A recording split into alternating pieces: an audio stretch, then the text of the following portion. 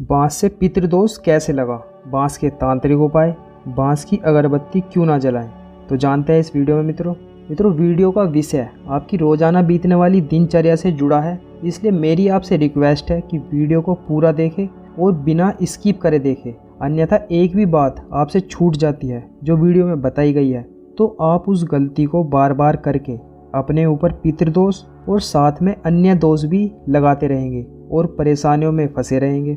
मित्रों आखिरकार हमें बांस से बनी हुई अगरबत्ती को जलाने से क्यों मना किया जाता है।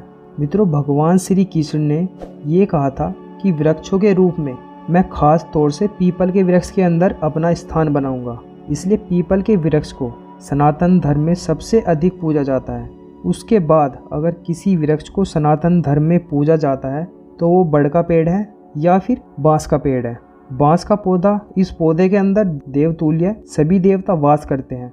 अब स्कंद पुराण में ऐसा कहा गया है कि बांस को जलाया नहीं जा सकता है, जो भी बांस को जलाएगा उसे पितृदोष लग जाता है। अभी थोड़ा धैर्य बना के रखो मित्रों, असली कारण तो अब आपको पता चलेगा कि आखिर ऐसा क्यों नहीं करें। मित्रों अगरबत्ती ना जलाने की एक सबसे बड़ी वजह ये है कि कुछ लालची लोग उन बांसों का प्रयोग अपनी अगरबत्ती को बनाने में करते हैं जो किसी की अर्थी में प्रयोग किए गए हैं। वो फ्री में मिले हुए उन बांसों की अगरबत्ती बनाकर आप सभी को बेच देते हैं। अब आप सभी ये तो खोजने बैठेंगे नहीं कि ये अगरबत्ती किस बांस की बनी है। अब जाने अनजाने में उस अर्थी वाले बांस की अगरबत्ती यदि आप अपने घर में जला देते हैं तो शमशान से उस मुर्दे की आत्मा के साथ साथ अन्य दूसरी दुष्ट आत्माएं अपना डेरा आपके घर में बना लेती हैं, जिसके बाद आपके साथ बुरी घटनाएं होनी शुरू हो जाती है। अब ये जो दुष्ट कृत्य उस अगरबत्ती बनाने वाले ने किया है उसे तो उसके कर्मों की सज़ा मिलेगी ही, लेकिन उसके कारण आप बिना वजह की मुसीबत में पड़ जाएंगे और आपको भी वो दोष लग जाएगा। मित्रों वैसे आधुनिक विज्ञान में भी बांस को जलाने को मना किया है। अब यहाँ मैंने आधुनिक विज्ञान का जिक्र किया है तो शायद बहुत से लोग अब बांस जलाना बंद कर देंगे, लेकिन उन्हें मैं ये बता भी दूँ कि हमारे सनातन धर्म में विज्ञान का बहुत प्रयोग है, इसलिए धर्म सिर्फ धर्म नहीं है, इसके अंदर अलग अलग प्रकार के विषय भी हैं।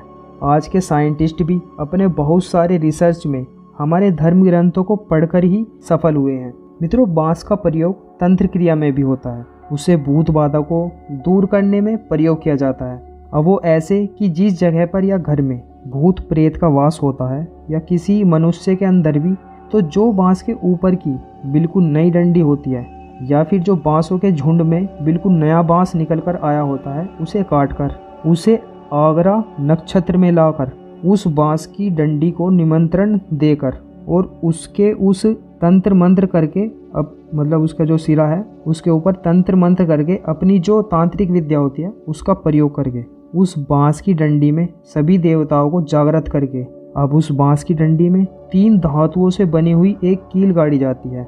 मित्रों ये 3 धातु वाली जो कील उसमें गाड़ी जाती है, धातु कोई भी हो सकती है, जैसे लोहा तांबा पीतल या लोहा जस्ता पीतल, ऐसे कुछ भी, मतलब 3 धातु होनी चाहिए, लोहा तो जरूर होना ही चाहिए उसमें कील में। तो मित्रों अब उस डंडी को सिद्ध छड़ी बनाई जाती है। अब उसे वहाँ पर लेकर जाया जाता है जहाँ कोई भी शक्ति काम न कर पा रही हो किसी भी तांत्रिक या साधक की। अब बांस की छड़ी से तांत्रिक उस भूत प्रेत या किसी और नकारात्मक ऊर्जा वाली जगह में प्रवेश कर लेता है और उसे खाली करा लेता है।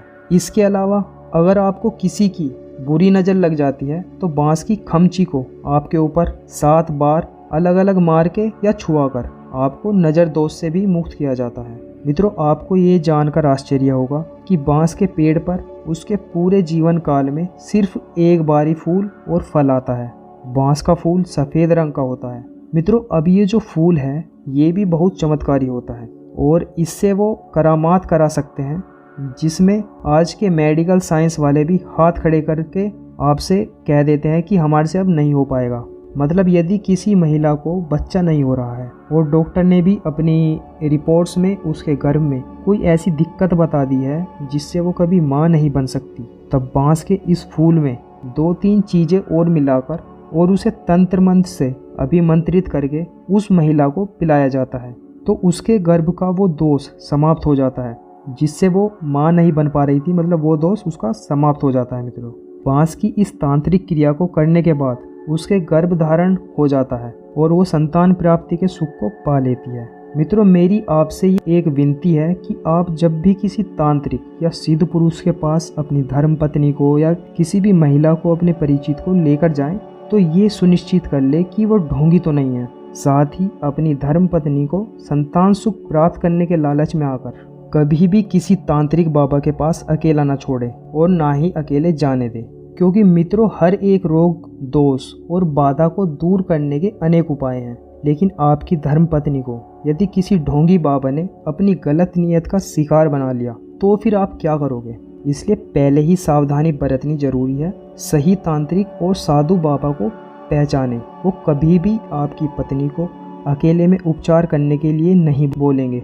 मित्रों इसके अलावा भी बांस की एक और तांत्रिक विधि है जिसमें बांस के अंदर से एक ऐसी औषधि को प्राप्त किया जाता है जिसको तंत्र मंत्र से अभिमंत्रित करके यदि आपको या फिर आपकी पत्नी को दिया जाता है, मतलब जिसके अंदर भी दोष होता है। अब ये हर बार तो संभव है नहीं कि आपकी पत्नी के अंदर ही कमी हो सकता है आपके अंदर ही वो कमी हो जिससे आपको संतान या पुत्र प्राप्त ना हो पा रहा है। तो ये औषधि उस कमी को दूर करके आपकी वंश वृद्धि को बढ़ाती है। अब ये औषधि बांस के उस पौधे से प्राप्त होती है जिसकी सबसे ऊपर की नई कपोल, मतलब जहाँ पे बांस अभी पूरी तरह से बंद नहीं होता, वो जो नई कपोल होती है ना, वो अभी खुली हुई है और वर्षा ऋतु के जल की बूंद उस कपोल के अंदर चली जाती है। अब जो वर्षा है वो अग्र नक्षत्र में होनी चाहिए, यानी सावन के आसपास होनी चाहिए वो। अब यह जो बूंद है वो बांस के अंदर ऐसे ही जुड़ी होती है जैसे माँ के गर्भ में शिशु गर्भनाल से जुड़ा होता है।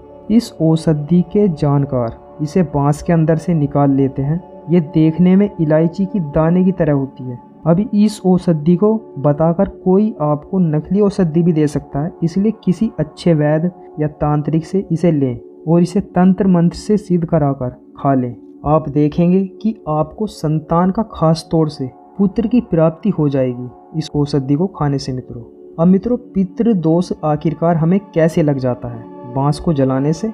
मित्रों स्कंद पुराण में बांस को जलाने से इसलिए भी मना किया जाता है क्योंकि आपको पितृ दोष लग जाएगा।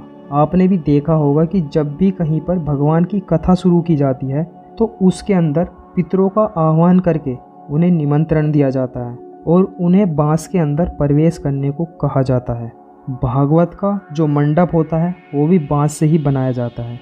और आप जब भी अपने किसी बड़े को या किसी सगे संबंधी को उसके मरने के बाद शमशान जलाने ले जाते हैं तो उसे बांस की अर्थी पर ही लेकर जाते हैं और साथ ही उसे दाग भी बांस के डंडे से ही देते हैं। मतलब उसके सिर में जो डंडा मारा जाता है बांस, वो बांस का ही डंडा होता है मित्रों, उससे दाग देना बोला जाता है, जिसके बाद उन्हें मुक्ति मिल जाए। लेकिन बांस वहाँ पर भी नहीं जलाते हैं। आपने अगर भागवत कथा कभी सुनी हो तो आपको पता चलेगा कि धुंधकारी ने जो है बांस के अंदर बैठकर ही भगवान श्री कृष्ण की संपूर्ण भागवत कथा सुनी थी। बांस के पौधे का प्रयोग शादी के विवाह मंडप में भी किया जाता है और साथ ही साथ जब जनेऊ धारण किया जाता है तब भी बांस का ही प्रयोग किया जाता है। और मित्रों यदि आपने ध्यान दिया है तो इन सारी जगहों पर एक पेड़ का और प्रयोग किया जाता है जिसे सिर्फ जलाने के लिए ही काम में लिया जाता है। अगर आपको उसका नाम पता है तो कमेंट बॉक्स में उस पेड़ का नाम साथ ही जय राधे कृष्ण जरूर लिखें। ऐसा करने से आप एक बार ही सही भगवान का नाम तो ले ही लेंगे।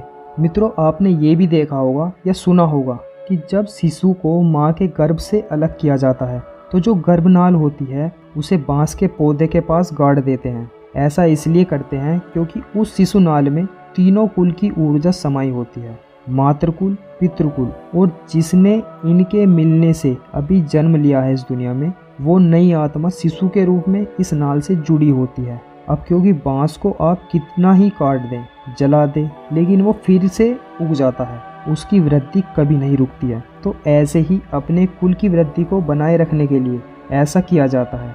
क्योंकि पीपल के बाद अगर कोई वृक्ष पूजनीय है तो वो बांस ही होता है, उसके अंदर ही देवताओं का वास होता है।